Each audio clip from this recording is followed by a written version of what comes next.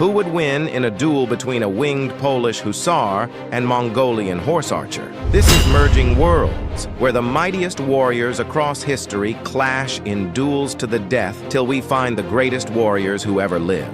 Comment down below who you would like to see in the next duel.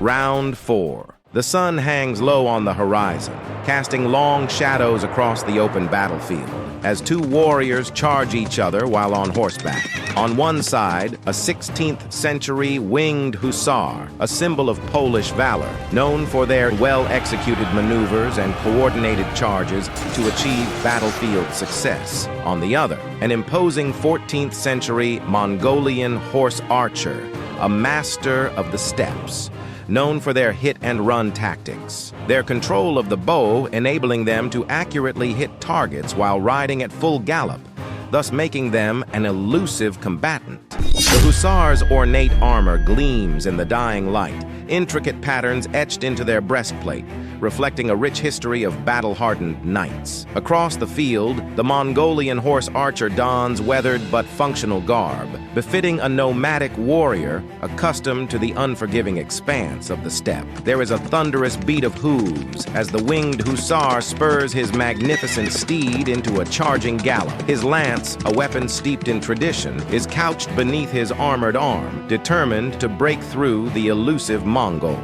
But the Mongolian is not one to be easily caught. His swift stallion dances gracefully upon the field, evading the hussar's deadly approach. With a deft flick of his wrist, he knocks an arrow and sends it sailing through the air. It strikes the hussar's armored shoulder with a resounding thud, causing the Polish warrior to wince as pain shoots through his arm. The hussar knows he has to close the gap to bring the Mongolian within the reach of his devastating charge. He presses on, his heart pounding as he rides with relentless determination.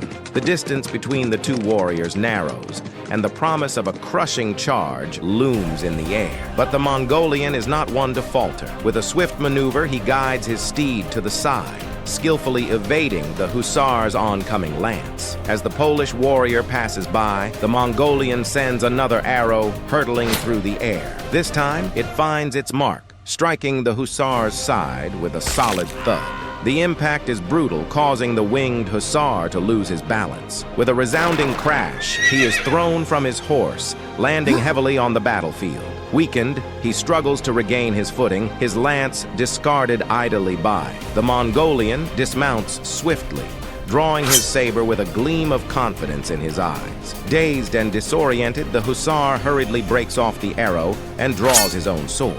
Their sabers meet with a clang, sparks flying as they exchange blow after blow. The Mongolian's swift, precise strikes are met by the hussar's deliberate parries. The Mongolian's saber weaves through the air, probing for openings in the hussar's defense. The hussar responds with resolute blocks and counterattacks, but he is slowing, weakened from the Mongol's arrows. The Mongol presses the attack, pushing the hussar back, the Pole's breaths coming in ragged bursts.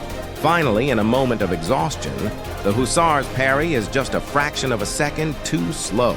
The Mongolian seizes the opportunity, delivering a swift blow to the hussar's neck. The hussar crumples under the force of the blow and drops to the ground, dead.